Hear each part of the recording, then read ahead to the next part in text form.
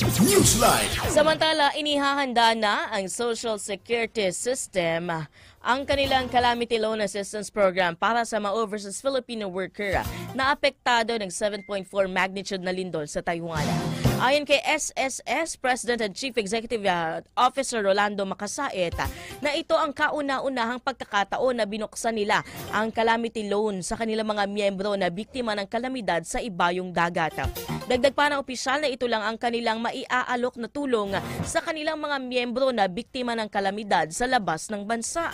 Sa datos ng ahensya, umaabot ng 10,000 aktibong miyembro ng SSS ang nagtatrabaho sa Taiwan na maaaring makapagpangutang na umaabot hanggang sa 20,000 pesos. Una nang inihayag ni Pangulo Ferdinand Bongbong Marcos Jr. na nakahanda ang gobyerno na magpaabot ng tulong sa mga Pilipino na biktima ng malakas na lindol sa Taiwan.